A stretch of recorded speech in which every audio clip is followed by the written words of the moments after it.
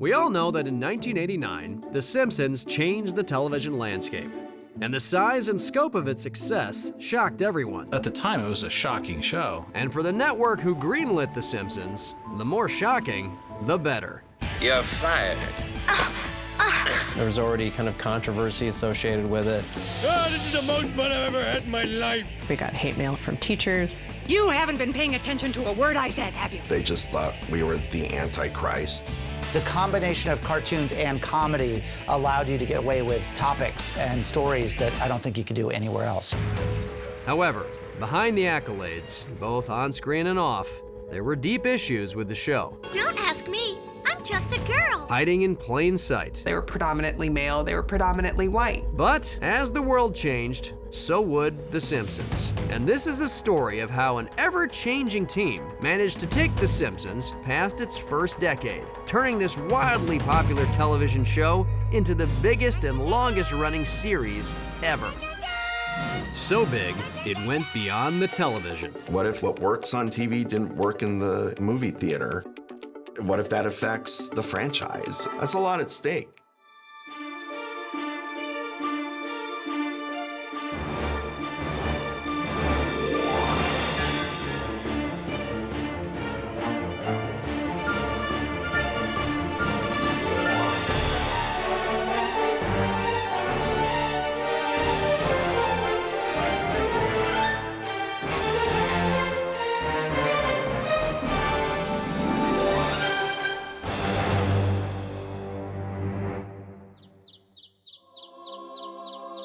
For an animated show that takes over a year to create, The Simpsons is remarkably topical. We've inherited quite a budget crunch from President Trump. Somehow managing to hold up a mirror to society. And it's been that way for over 30 years. They're controlling our minds with flu shots. I knew it.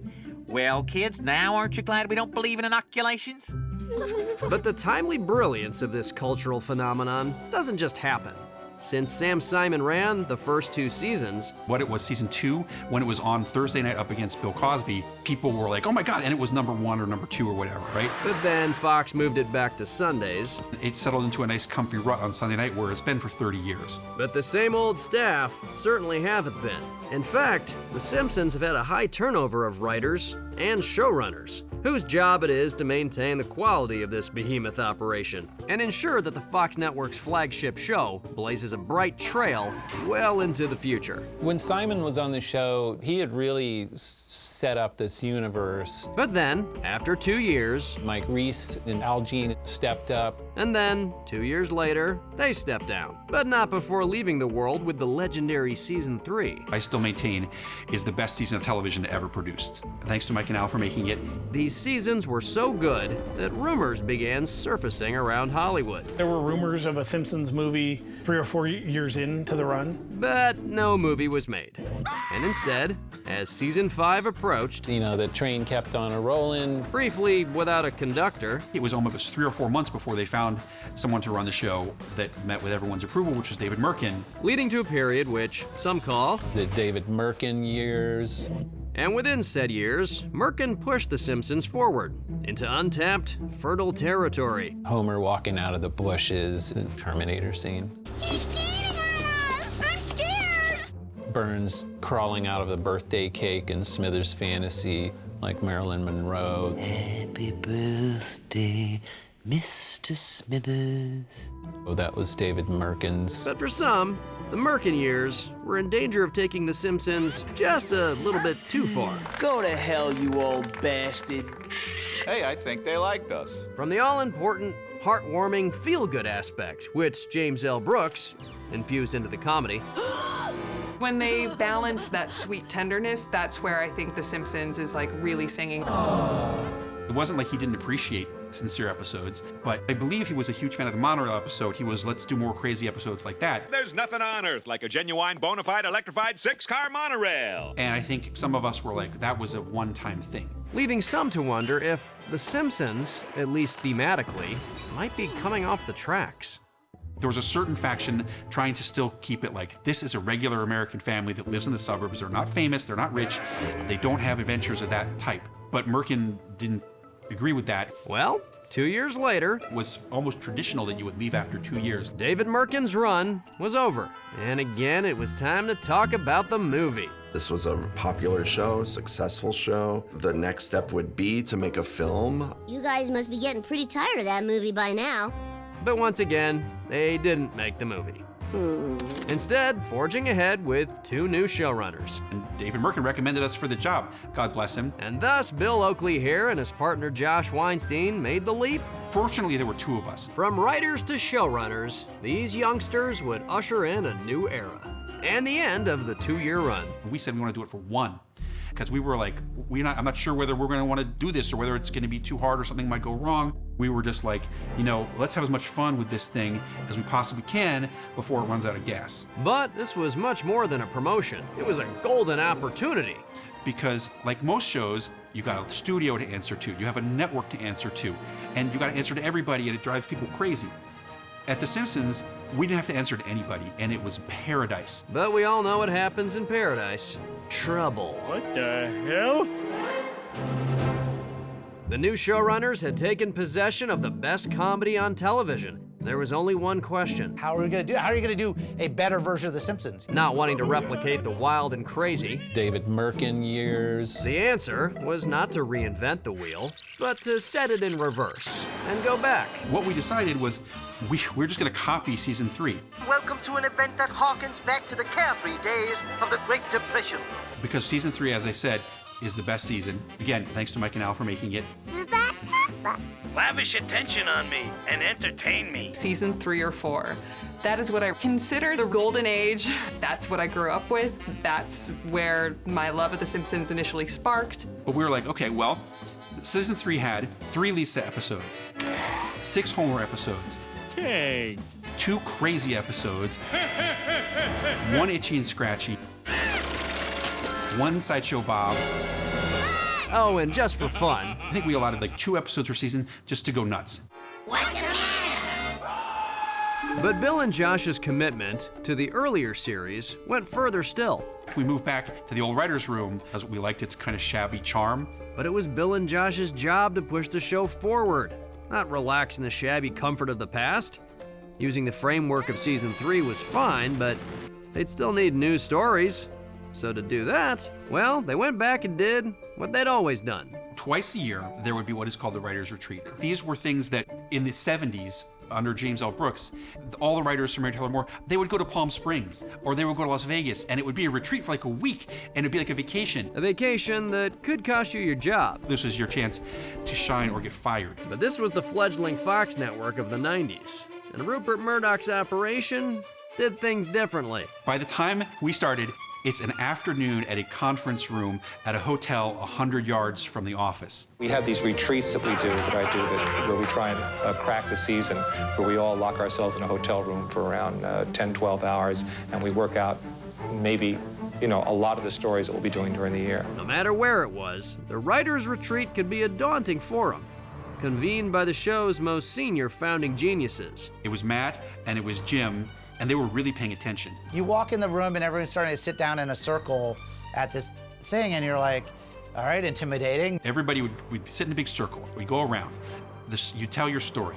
People would hopefully laugh a little bit. You could tell whether people were excited or not, especially if Brooks and Matt started to chime in, then you knew you were in good shape. And Jim's advice during the story retreat was incredibly valuable. He always knew exactly what the heart of the story was, how to get the most Simpsons out of it, how to get the most family out of it, how to direct it, and with comedy. You're trying to think of 22 episodes, but within each episode there's mini stories or bits or B stories or C stories. So sometimes what seemed like an A story would become a B story and then be partnered with something else. It was a way of kind of refilling the story coffers every year. And then at the end there was this gong that I think had been brought over again from Mary Tyler Moore. Hey, watch the gong, jerk. To pronounce this story is done. And someone would ring the gong, and then we'd move on to the next one. But as the gong rang out through the valleys of Los Angeles, and Bill and Josh, along with Matt and James, started settling on the storylines for their season 3 inspired season 7, it's worth remembering that the stories being written in the writer's room were reverberating all around the world for millions of people. One of those people was a young Julia Prescott. I have contributed way too much of my life watching and rewatching every episode of The Simpsons from seasons 1 through 10. And for Julia, it wasn't just about pure entertainment. My parents divorcing, that actually strengthened the bond of watching The Simpsons with my dad because that was something that we could like share together. Woohoo! Woohoo! He basically made like a mixtape VHS of Simpsons episodes and he gave it to my sister and I, and you know, he didn't say this as like, watch this when you miss me, but it ended up being that for us. The Simpsons had inspired Julia to want to pursue a life as a screenwriter and maybe one day work on The Simpsons. When you're writing comedy, you're trying to make the people that, you know, you look up to laugh, right? We're trying to make our parents laugh. We're trying to make, you know, our teachers laugh. We're trying to make the authority figures in our life laugh. We want to reach those people because we want to impress them. But as a young woman wanting to make an impression as a comedy writer, Julia faced an uphill battle. 90% of writers' rooms for sitcoms at that level around that time were predominantly male. They were predominantly white. Which begs the question, if going back in time to the golden age was such a good idea after all. Don't toy with me, woman. The Simpsons was a groundbreaking sitcom, but it was still a boys' club, as tight as any other. I thought you boys might be hungry, so I whipped up some club sandwiches. Is there a gender issue surrounding The Simpsons? Of course there's a gender issue. Definitely the tone and feel and vibe was a bunch of guys getting together and making each other laugh. Like in this episode from season 5, where Josh and Bill wrote an episode about sexism. Hey, Jiggles, grab a pad and back that gorgeous butt in here. Oh, you get away. However, the irony was lost on the Fox promo department. The TV Guide ad that Fox made said, Springfield gets a sexy new doll, and it had the drawing of Bart looking up the doll's skirt, which really flies in the face of what the whole episode is about. Let's bake some cookies for the boys. But that's very typical of Fox. Well, you shouldn't be surprised. We became the bad boys of television. The Fox network has sunk to a new low. The America The Simpsons had been created in was moving on. Attitudes were changing. The show and those involved in it needed to change as well. But this wasn't to say they didn't understand women at all. I'm actually really blown away to know that there weren't ever very many women in the writer's room. They always did a pretty good job of representing the nuances of being a little girl or being a housewife. OJ, morphine! However, it's too bad there weren't more examples of women being hired throughout the process, because I'm sure there have always been incredible women that could have been brought on the writing team. Come on, Stacy. I've waited my whole life to hear you speak. Don't you have anything relevant to say?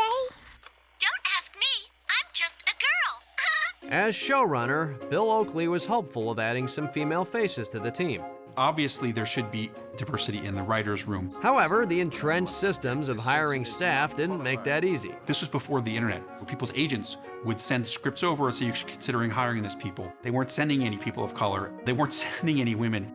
My agent put me up for different shows, and they'd come back and they'd say, well, we already have a woman.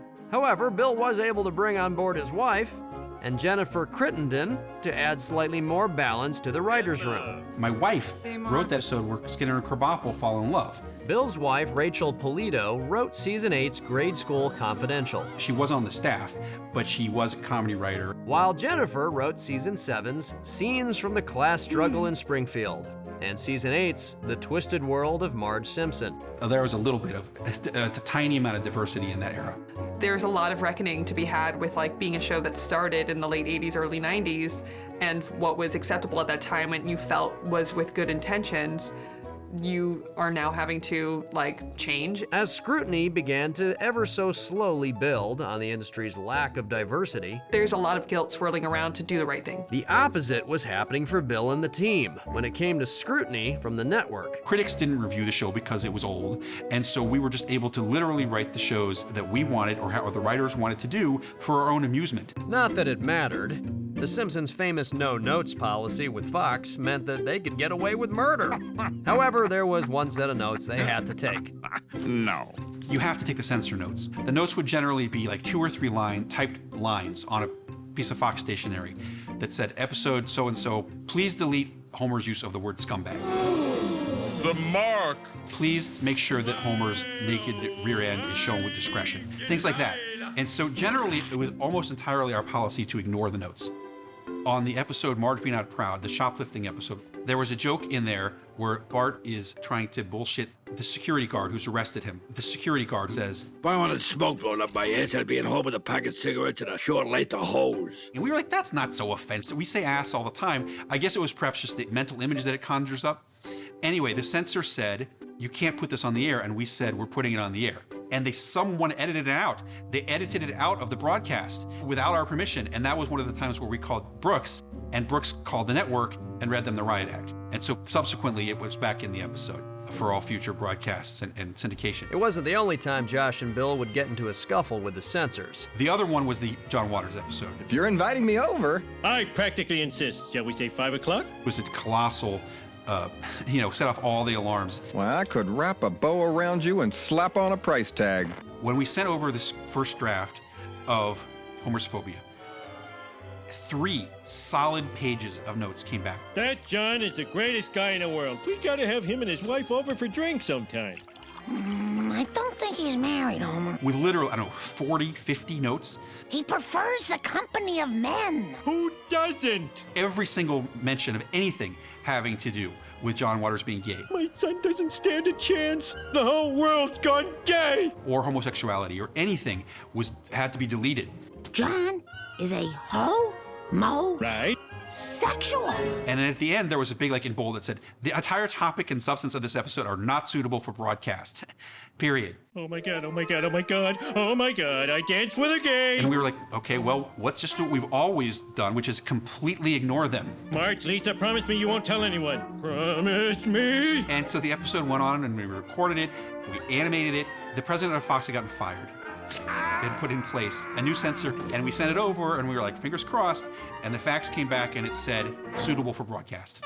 Meanwhile, loyal viewer and aspiring Simpsons writer Julia Prescott was still as hooked as ever. There was one episode, Treehouse of Horror, one of my favorites. They had one that was based on Coraline, and so they got to do the CGI treatment to it, because it was this sort of Roger Rabbit, live-action animation hybrid, but then it also used CGI during a time when Pixar wasn't really a thing, so it stood out in that way as well. Not only was this Julia's favorite, but it was also Bill's. So when Emmys rolled around, there was only one choice as their entry. Because we thought people would be so dazzled by our pioneering 3D animation that they would give us the award, but they didn't. So next year we were like, emotional episode, the animation quality is not going to enter into it. So we entered the John Waters episode and that won. So you should be flattered. Great! However, the show Bill was looking forward to making the most in season 7 was 22 short films about Springfield. Sometimes I wonder about all the people in this town. Josh Weinstein and Bill Oakley were actually wanting to make a show that was just about the characters. Howdy, Reverend Lovejoy. That lived in Springfield. Superintendent Chalmers, welcome. Showing just how big Springfield is. The show was ambitious and complicated, the idea being to showcase all of Springfield's weird and wacky fringe characters. His inspiration, you could say, was somewhat divine. In season 4, there was this episode called The Front. Came in short. So they put in this thing at the end called The Adventures of Ned Flanders. Everyone else loves Ned Flanders. Not me. It was one joke. Knock that off, you two. It's time for church. We're not going to church today. You give me one good reason. It's Saturday. Oakley-dokley-doo. And we were like, that's so fun. What if we just made an entire episode filled with nothing but these shorts and put them all together with a little bit of a wraparound that holds them together? We had like a fantasy football draft where everybody got to pick their favorite characters. There's such an immense library. That's one of the great things about The Simpsons that you don't have on other shows. Hi, everybody. Is a library of infinitely interesting side characters. Oh, sorry I'm late. It was a revolutionary idea for the show. It was looking like, for Bill and Josh, that it wasn't just the same old business as usual after all. What is worse is a writer's room regurgitating the same ideas over and over and not wanting to expand outside of the box and not wanting to take risks like that. I guess interesting stuff does happen to people in Springfield. Well, we'll see about that. Showrunners Bill Oakley and Josh Weinstein wanted their big contribution on The Simpsons to be an ambitious anthology episode, focusing on the wider Springfield community. But with so many beloved characters, who would make it in. I knew that I wanted to write Chalmers, and Chalmers and Skinner came as a package because I love that dynamic they have. As a Matt Groening favorite, Krusty the Clown had to show up somewhere. One of the greatest characters ever, has some really fun lore associated with him. He was based on like an actual clown that Matt Groening would watch as a kid. That clown, a popular local TV star in Groening's native Portland, was named Rusty Nails. The hell was that? There was a time where there was a consideration that maybe Bart's hero, Krusty the Clown! Krusty the Clown, is actually Homer. Perhaps 22 short films would allow that storyline to be fleshed out. Another fan favorite was Troy McClure. I'm Troy McClure. You might remember me from such films as Today We Kill, Tomorrow We Die, and Gladys the Groovy Mule. One of my very favorite episodes of The Simpsons is A Fish Called Selma. That's right, boys. Troy's back from the gutter, and he's brought someone with him. That's a character that you typically only see for a couple of seconds at a time, and now he gets his own episode, and he's about to marry like a core family member's relative. It's kind of crazy. Oh, but the craziness didn't stop there. We talked repeatedly about a Troy McClure movie, and that was one of the things that we discussed. But then, as usual, I'll always remember you, but not from your films. That movie didn't happen. Other likely favorites to make a splash were... One of my other favorite characters, Lionel Hutz. Lionel Hutz, attorney at law. Here's my card. It turns into a sponge when you put it in water. Marge's sisters, Patty and Selma. They hate Homer. They chain smoked whenever they could, and they loved the TV show MacGyver. MacGyver was wearing a tank top. Dang. Mayor Quimby. Watch it, you talking tub of donut batter. Lenny and Carl. If they hire a woman, we won't be able to spit on the floor. And we can't take off our pants when it gets real hot. And we won't be able to pee in the drinking fountain.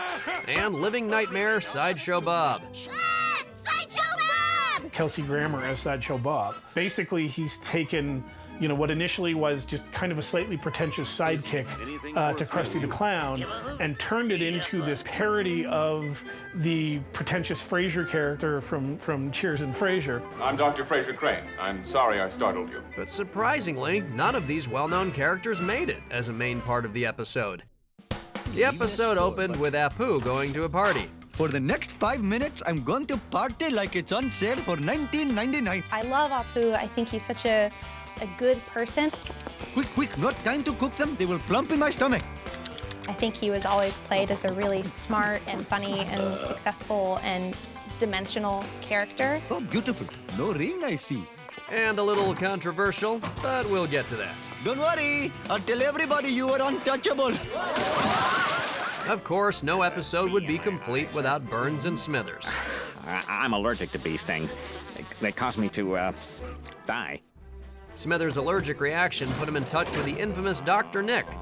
Help me. No time, man! Who happened to be required to perform emergency surgery on Grandpa Simpson. I love Grandpa Simpson because he is just on a different plane. I'm edgy. I got ants in my pants. I'm discombobulated. I also love that they give him a partner in Jasper. Free nose jobs for everybody. Yeah, you first. Give me a Van Heffernan. Who isn't really much help in negotiating, like, where they are, what they're doing. Mo and Barney were to be expected. Remember when I said I'd have to send away to NASA to calculate your bar tab? Mo really works as a punchline. Mo has a couple of roles to play. They have a lot of fun with the stuff they do with him. Huh, freeze, dude. But not Dwight Diddlehopper, who robbed Mo of his hard-earned cash. No, stay out of there! Stay out of there! And the short film that Bill Oakley himself wrote was one of the longer ones. Superintendent Chalmers, welcome. I hope you're prepared for an unforgettable luncheon. Yeah. I was like, I wanted to write one that was just this. Chalmers questioning Skinner on his mild lies. Superintendent, I was just stretching my calves. Except this time, he doesn't stop. Is there smoke coming out of your oven, Seymour? That isn't smoke, it's steam. Steam from the steamed clams we're having. Superintendent, I hope you're ready for mouth-watering hamburgers. I thought we were having steamed clams. No, I said steamed hams. Lies get a little more preposterous. Good Lord, what is happening in there? Aurora Borealis? Aurora Borealis. I guess he's so baffled at the end by the baldness of the lie, the Aurora Borealis lie, that he's just like, okay. Well, Seymour, you are an odd fellow, but I must say, you steam a good ham. I don't think anybody thought it was that funny, and I was like, well, fuck it, I'm the showrunner, it's going in anyway. A delightfully silly take on Pulp Fiction began here, with Chief Wiggum, Sergeant Lou, and Officer Eddie. Wiggum is the Edward G. Robinson voice. It's this reference to, 1930s gangster movies. Local deputy captured Johnny Rocco. What is a really, really quite funny comedic voice. Other characters to appear were Bumblebee Man. Hey, que día miserable a trabajo, right? Herman. Looks like the spider caught himself a couple of flies. Reverend Lovejoy, behaving very un-Christian-like. Good boy. Do your dirty, sinful business. Cletus, the slack-jawed yokel. You might could wear these to your job interview. The Van Houtens with comic book guy. Milhouse, what's going on? You said you just needed to use the bathroom. Now I find you buying comics? Josh wrote the one with comic book guy and Milhouse and stuff. I think his got cut a little bit for time. But perhaps the best assemblage of characters came when Lisa got gum caught in her hair. Leave it in as evidence. Bazooka Joe's got deep pockets. Perhaps I can help. My papa is foreman of the Dusseldorf Gumwerk. The episode shined a spotlight on just how complex and developed the Simpsons universe had become. And that, unlike many sitcoms that had come before it, was possibly at the heart of its success. Bill and Josh had taken The Simpsons where no one else had. But like everybody else, after 2 years... By the end of season 8, I felt that I think Josh and I both agreed we were kind of running on fumes. And besides, TV shows have a shelf life. How much longer can any sitcom ever last? A family that doesn't know the meaning of the word canceled, The Simpsons! And Bill and Josh wanted to be on the right side of the best before date. No sitcom has ever lasted more than 10 seasons. Cheers, I think, went 10 seasons. Seinfeld, I think, went 8 or 9. And The Simpsons was already on season 8. And we were like, this thing cannot possibly go on for very much longer. After Bill and Josh's 2-year tenure, veteran writer Mike Scully was promoted to showrunner. Mike came from a different background, and I think he had worked as a stand-up. And the change was immediate. Mike was a little bit more like somebody who had, worked on a number of shows and was like, oh, I can put a schedule together. If we stick to that schedule, we don't have to stay that late. All the writers could kind of plan their social lives by looking at the King's schedule because they knew I wouldn't be working any of those nights. So they would have that night off. Mike had been a writer on the show for 4 years, and he was about to change more than the schedule. But I will say that after Josh and Bill left the show as showrunners, it changed the tone. There was a little bit of a shift in the writer's room. For some, it was a breath of fresh air. Working in a room that Mike Scully's running is the closest to what people think comedy writing is, where it's like really fun and people are happy all day. It's not like that at all, except when Mike Scully's running the room. One thing that kept the writers happier was better pay. He very famously was the reason why the show became unionized. He led the walkout to get the show in the Writers Guild. They have the pledge, but we have the power. One of the biggest shows on network television was also an outlier, working outside the union system and reaping the benefits, just not for its writers. Half the episodes I wrote, I get no residuals, and then we did a walkout, we got in the Writers Guild, half of them I get residuals. I'm like, what? That's way better for writers. Before they flipped to being a WGA show, they were an Animation Guild show, and that means that they were making around 1/3 of what a scale-pay WGA show would make. Unionization ended what had been a period of undivided profits for Fox. So that's a chunk of time of Bart mania happening, of the show generating just millions of dollars, if not billions of dollars, for the people that were the fat cats at the top, and the writers that were putting their blood, sweat, and tears into this product weren't able to, get what they were owed. But the biggest change of the Scully era was a change of direction. From season 9 on, it just gets a little bit more experimental. They have to start exploring the family a little bit differently to find new ways to tell jokes. You can't just make the same jokes over and over again. It was proof of what Bill Oakley knew better than anyone. The stories use a lot of material and they use it fast and they devour it, and if you don't want to repeat yourself, you're in severe danger of running out of stories. But in evolving, many fans thought the show had ventured too far off model. What is this place? This is the island. The calling card of the Scully episodes, The Simpsons was never sillier than it was. Than the island episode. Once you get used to the druggings, this isn't a bad place. Oh, it's wonderful. The real Simpsons never come back to Springfield. But concern grew that the audience wouldn't return to Springfield either, as a backlash to the change in tone grew. The island. I love the Jockeys episode gets so much abuse. The worst episode ever. An amazing thing to me, I still marvel at in the Jockeys episode, everything Homer does is right. I don't think there's any other Simpsons story like that. Suddenly, this was a Simpsons where Homer could no longer be relied upon to be the dumbest guy in the room. He's right start to finish. I admire that story so much. It is so unique in that way.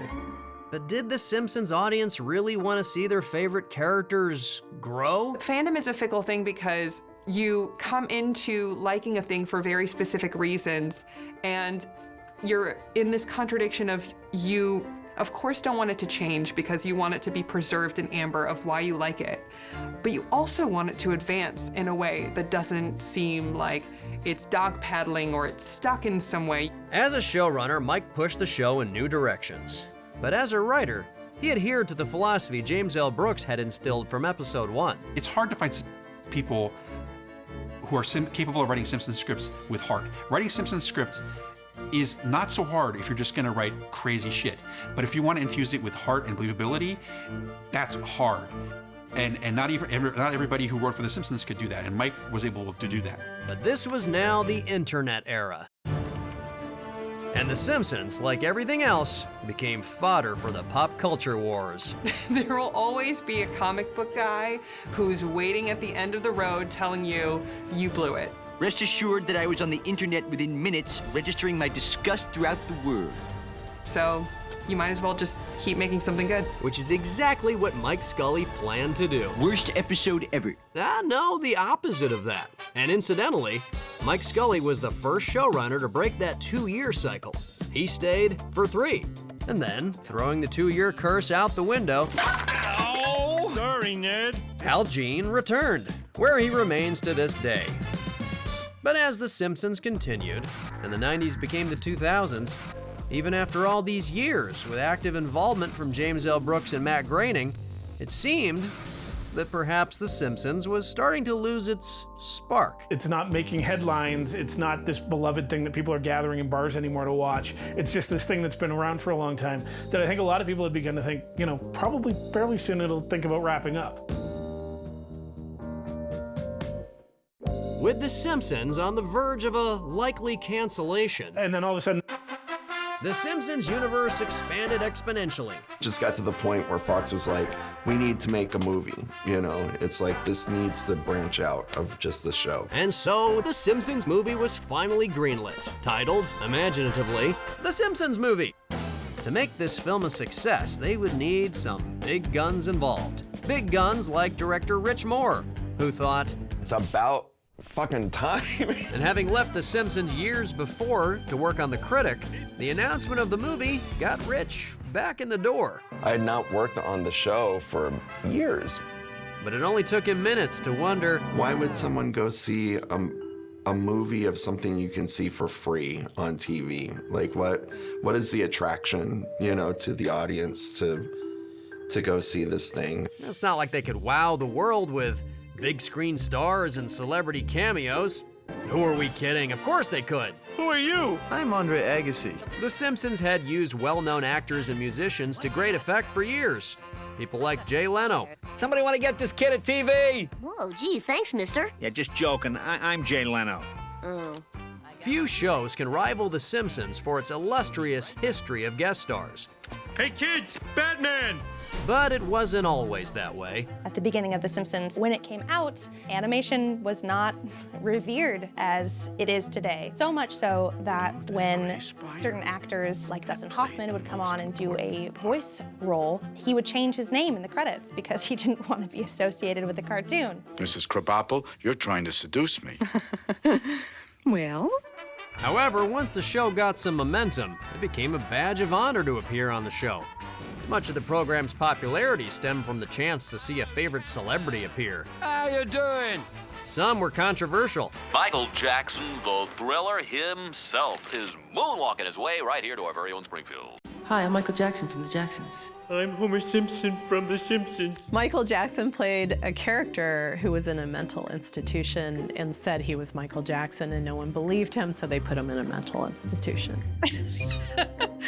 And that was a great episode. I can't believe you never heard of me. I'm a very popular entertainer. Oh, of course I've heard of you. I mean, you'd have to be living under a rock not to know. What'd you say your name was? Whatever tier of celebrity you were, The Simpsons was on your level. You didn't look at it as, oh, I'm gonna go and be on some, little TV show on the Fox network or some kids thing. But, lots of people wanted to make you laugh. Michael Jackson among them. Genius, not my lover. As the seasons progressed, people wanted to be on The Simpsons and do voices. You're the reason I went into comedy. If it weren't for you, I'd be a doctor. Yeah, right. Thanks. So there were a lot of movie stars and TV stars and people wanting to be a voice. Billy Baldwin! I'm Alec Baldwin. Could you get off me? I think it's like a true honor for any actor to be on The Simpsons. You know you've officially made it when you're being asked to play a guest star. The show would go on to amass its own Hall of Fame of cameos. George Carlin did a voice. My man, you've gone granola. Mark Hamill came in and recorded. I'm here today as Luke Skywalker, but I'm also here to talk about Sprint. The tradition would eventually see it set a Guinness World Record for the most guest stars in a television series. Neil Patrick Harris as Bart Simpson. Bart, I'm scared. Let's get out of here. Shut up! Where do you want it, Skinner? Magic Johnson! Yellow. Is this really Homer Simpson? Mr. Leonard Nimoy. I'd say this vessel could do at least warp 5. If everyone's gonna pick guitar, I'm not gonna have enough to go round. The staff of The Simpsons were superstars in their own right. Like bass. But that didn't stop them from being starstruck themselves. With the caliber of celebrity they were dealing with. Yes, sir. I was down with Dan Marino recording his thing and found out that happened to be the same time that they were recording U2 in the studio back on the lot with the rest of the cast. I was like, wait, everybody's hanging out with U2, so every other writer was like, The Edge is really funny. He was da-da-da-da. I'm like, I'm with Dan Marino? Like, love you, Dan. It was a great session. We had a great time, but still. The lineup of musicians on The Simpsons could rival the Grammys. Aerosmith! Love Ringo. Sting, you look tired. Maybe you should take a rest. Not while one of my fans needs me. Wow, Linda Ronstadt! Hey, Red Hot Chili Peppers. I'm Dolly Parton. Wow, Paul McCartney. It's Elton John! We had to make an emergency landing. It's that damn chandelier again. But with a movie on the way, The Simpsons were looking for Oscars, not Grammys.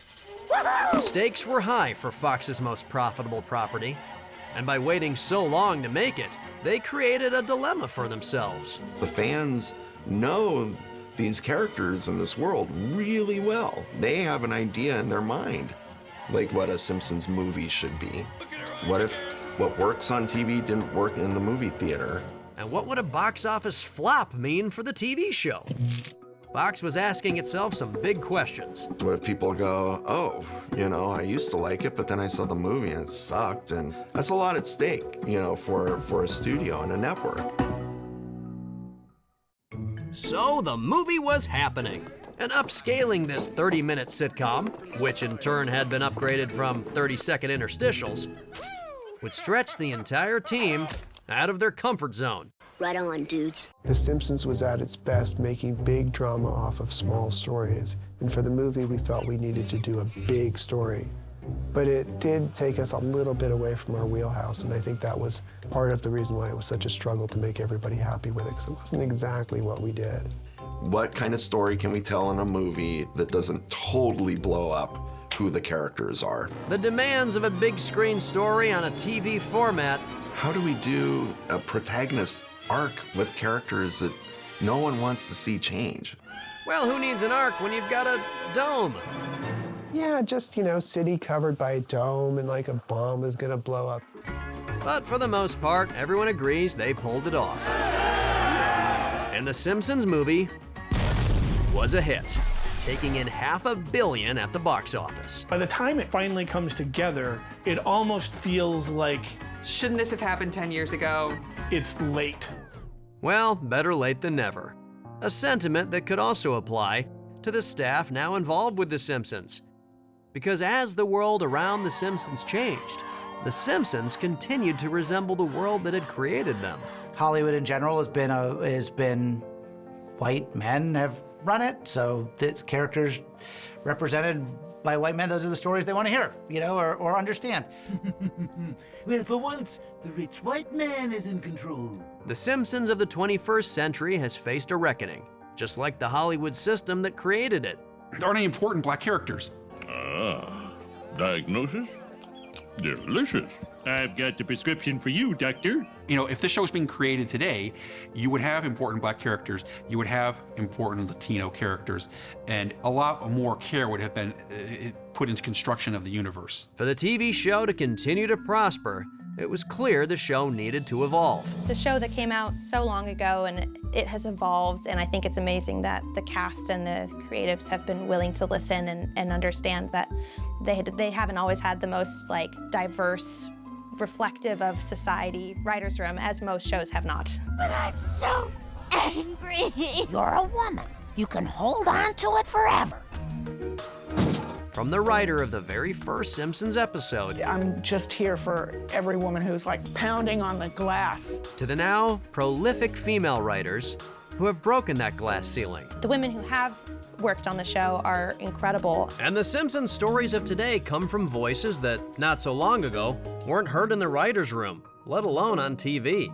Carolyn Omine wrote one of my favorite episodes, and it's a story about Lisa going to a Halloween Horror Nights-esque event and getting really scared for the first time. Excuse me, I'm lost. Could you please help me? And as for Julia and her dreams of one day writing a Simpsons episode, never fear, because this story has a happy ending. I've been lucky to be working as a professional writer for over a decade. And in season 32, Julia scored the gig of a lifetime. Got that writing gig like anyone else gets any other writing gigs. I submitted. And she was hired to write an episode of Treehouse of Horror. During a time when it was the side characters and situations in the real world giving her plenty of inspiration. Because it happened during a pandemic. But that wouldn't stop this lifelong Simpsons fan. Given that I wasn't staffed, that I was a freelancer, that this was, very important to get it right, get my name out there. And Julia did both. The most special, insane part of it was seeing my name with a scary title card come up. Julia Gulia Prescott. Much like Josh and Bill's 22 short films about Springfield, Julia's story is one of the many that have contributed to the bigger Simpsons world. I feel like there's so many great voices in that room now. It's unfortunate that it started so male, but I'm just grateful that they're looking at it differently now. And as we'll see in the next episode, the small town of Springfield truly is a big, big world, filled with infinite stories and a seemingly bottomless source of jokes. I'll bet you want a piece of me. That remain as timely, touching, edgy, and hilarious as ever. The Simpsons has defied any precedent. It is setting its own precedent of this is a show that has lasted this long and it could last forever.